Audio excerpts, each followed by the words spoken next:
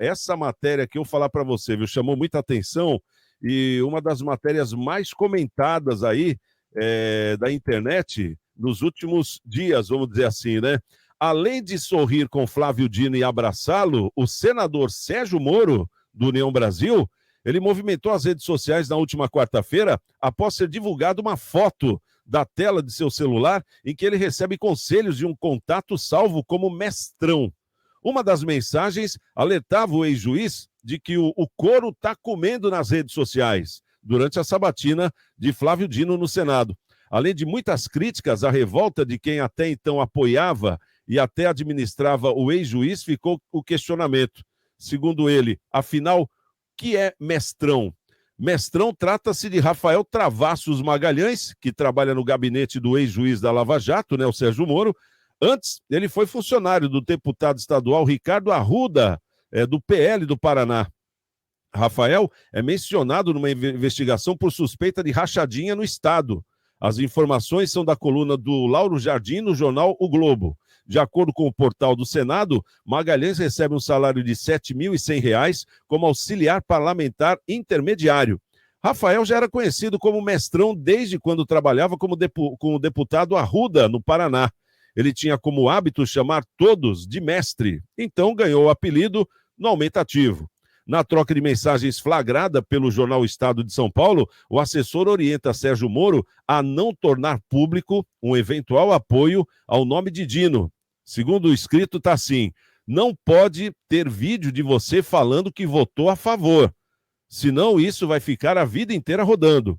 Após as mensagens de seu conselheiro, Moro responde: beleza, vou manter meu voto secreto. É um instrumento de proteção contra a retaliação.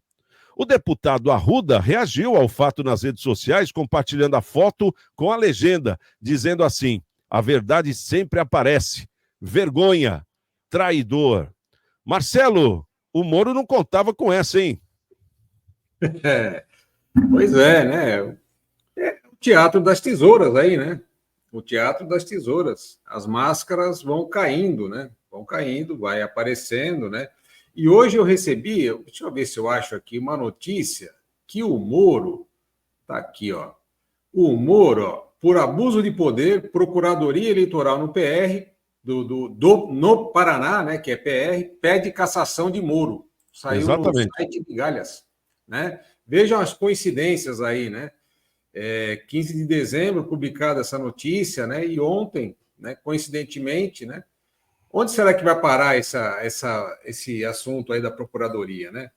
Então, é muito chato, né? Você presenciar tudo isso, você ver tudo isso, né? Você vê um juiz que defendeu tanto a questão da corrupção, né? Foi contra a corrupção, desvio, lavagem, né? E tudo mais. Aí faz toda essa montagem, aí vai no pleno, ali na própria comissão, né? Fala, ó, pessoal, tá indo, deixa eu deixar claro que eu sou contra tudo isso, eu não sou a favor do atual ministro, do que vai tá sendo aqui, né? Votado, tá, sabatinado, cara. Não precisava disso, né? Acho que o Moro não precisava disso, de verdade. Né? Ele tem uma história, tem um passado, né? A preservar. Eu acho que ele poderia ser preservado, ele poderia se autopreservar. E não foi só ele, hein? Teve mais gente aí que acabou se lameando aí, pode-se dizer, né? Na questão de enviesamento de opinião. Triste. É uma triste realidade para o nosso Brasil. Ô, doutora Michele, eu gostaria de escutá-la também, porque você é do meio jurídico. Nós estamos falando do Sérgio Moro, que foi juiz da Lava Jato, que foi aquele juiz que deu exemplo para o Brasil de dignidade, trouxe a dignidade de volta ao brasileiro naquela época, colocou o Lula na prisão, com provas substanciais, enfim. Tanto que ele foi lá o ministro da Justiça do governo Bolsonaro, né? Foi indicado, e depois parece que a vaidade começou a perseguir o Moro, né? Ele queria ser lá um dos membros do STF, estava cobrando isso do presidente Bolsonaro na época, e o Bolsonaro falou, não, eu quero pessoas técnicas, eu vou pôr aqui no bolo, vamos ver o que o pessoal fala. E o nome dele estava no bolo lá, do André Mendonça, enfim, dos dois que ele indicou. Mas parece que a maioria não quis o Moro. Daí deu aquela confusão naquela reunião que ele gravou, aí mandou lá para a Rede Globo, e espirrou tudo, né? Foi coisa para tudo que é lado. E depois ele meio que se reatou com o Bolsonaro, depois de ter pedido a conta, porque viu que o buraco era mais embaixo, né? Agora, ele foi pego por um fotógrafo ninja do estado de São Paulo, o cara simplesmente conseguiu, lá de cima do plenário, dar um zoom e pegar lá o Moro conversando com alguém. E ficou nítida a conversa, como a gente estava mostrando. Deixa eu ver se a produção até traz de volta aqui a conversa do Moro. Daqui a pouquinho eles conseguem. Eu queria saber a sua análise como uma jurista, porque esse juiz parece que está fazendo um jogo duplo, ou é impressão minha? Olha, Santiago, a tecnologia hoje, né, ela tanto é excelente para os cidadãos, como também ela é ruim. Mas nesse caso foi bom. Eu acredito que, embora, né, ainda vai surgir aí um processo contra essa pessoa que divulgou essas imagens, né, porque ele não podia, era uma mensagem particular ali do Moro, mas isso A ao mensagem mesmo é essa tempo. aqui que está na tela, doutora. Exatamente. Ele pegou uma imagem aí de um celular, uma conversa particular, né? Um celular privado, enfim. Pela lei, isso não é permitido. Mas já foi divulgado. E as peças parece que começam a se encaixar, né? De herói para vilão. Aí eu fico pensando, se o Lula teve o seu processo anulado por alguns erros que diziam lá, né? O Moro cometeu, então fico pensando, será que tem alguma coisa a ver ou não? Porque agora esse voto aí no comunista, né? A gente fica meio indeciso. Então, as máscaras, como o Marcelo bem falou, as máscaras estão caindo. Nada nesta vida fica escondido, nada. A gente fala do meio jurídico, de provas, de pessoas, mas também existe Deus, né? A justiça divina, ela serve para todos. Então, eu acredito que as coisas vão ficar bem complicadas para o Moro agora, tanto para as pessoas no qual votaram nele e o elegeram, né? Infelizmente, ele acabou de colocar uma pessoa que já se declarou comunista no STF. Por qual razão? Se ele era tão contra. Então, muito triste tudo isso que aconteceu. Ô Bruno, o que você acha que faz mudar a cabeça de um juiz federal? Porque ele era um cara íntegro, a gente acompanhou o trabalho do Moro, a gente aplaudiu o trabalho do Moro, e de repente ele se vira do outro lado, quer dizer, parece que enganando todo o Brasil. E agora vem essa votação, isso aí foi a contraprova de que realmente ele está enganando todo o Brasil, porque ele foi eleito senador. O povo ainda o manteve lá, achando que tudo aquilo que estavam falando era tudo falácia, invenção, e não é. Hoje a gente vê a postura dele. Isso aí não faz com que a gente se assuste com o judiciário em geral? Ou seja, quando a gente fala de um juiz e um desembargador, a gente espera pessoas muito preparadas. E nós estamos falando, no caso do Moro, de um juiz federal, né? E, por outro lado, de um Flávio Dino, também um juiz federal, que se assume comunista e, mesmo assim, forçou todas as barras para poder entrar no STF e, como ministro da Justiça, foi nota zero. Como é que você avalia tudo isso, Bruno? O Moro, infelizmente, uma grande decepção para mim, pessoal, porque eu lembro do Moro quando, numa época que pediam para ele ser o presidente do Brasil. Exato. Quando ele era aplaudido, porque ia contra toda a corrupção. Ele era a imagem da justiça no país. E agora, ele é chamado de Judas. Eu vi um vídeo dele andando ali nos corredores com um cartaz atrás do pessoal segurando escrito Judas. Eu acho que o maior problema, o maior defeito, a pior coisa que ele podia ter feito foi ter entrado na política.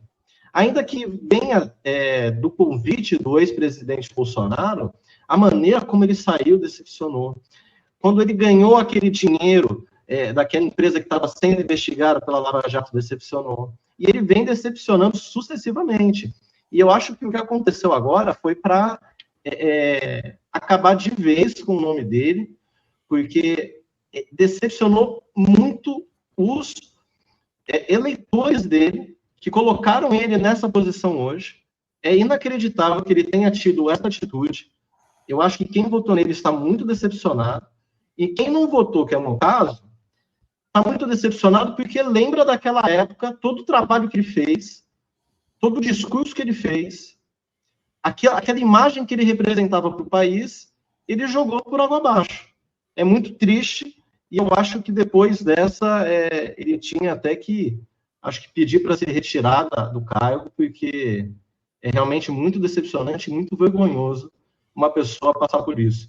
Por mais que eu entenda que a prova, do jeito, a imagem, como foi obtida, e isso possa trazer problemas para a pessoa, eu agradeço esse jornalista que trouxe isso à tona, porque realmente desmascara uma situação que estava sendo imposta, a ponto que, referente aos diálogos que ele teve ali na sabatina, a postura que ele teve ali na sabatina, já deixava um pouco ali a se desejar. Não era a postura que os eleitores esperavam dele. A mensagem foi só para acabar com qualquer tipo de dúvida. Ô Marcelo, é justamente isso que o Bruno está falando, que a gente se assusta, porque no Brasil parece que as coisas boas acontecem só quando essa mídia, a qual estão querendo censurar, a qual estão querendo impor limites, é a que traz alguma coisa para abrir os olhos do brasileiro, né? Por incrível que pareça, tempos atrás, nos atos do dia 8 de janeiro, se não fosse a CNN, a gente iria estar acreditando nessa história até hoje, de que realmente foi uma conspiração do ex-presidente, enfim. E depois veio aquelas cenas do general junto com a galera, dando copo d'água, né? Aquela coisa toda. Os manifestantes que entraram não eram aqueles que estavam lá fora. E hoje a gente tem aí milhares de presos políticos no Brasil. Inclusive, o Alexandre de Moraes acabou de assinar mais 29 prisões, né, desses terroristas do 8 de janeiro.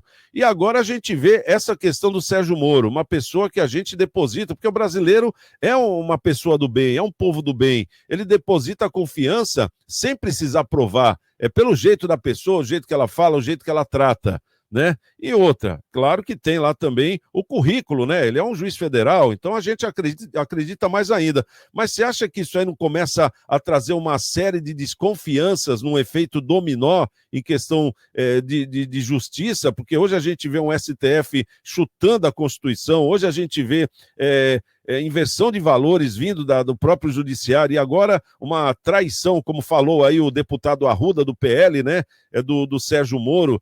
Como é que você avalia isso?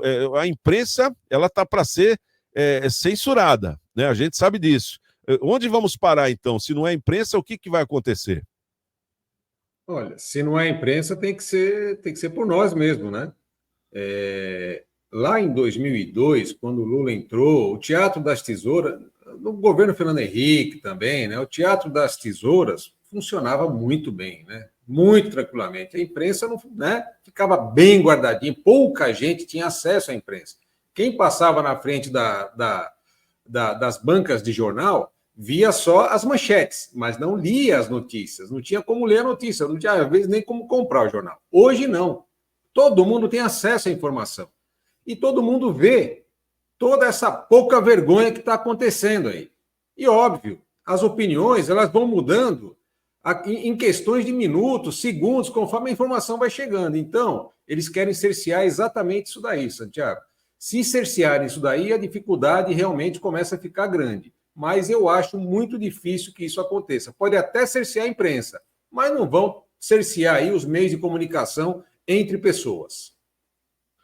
Vamos torcer para que a gente realmente não tenha essa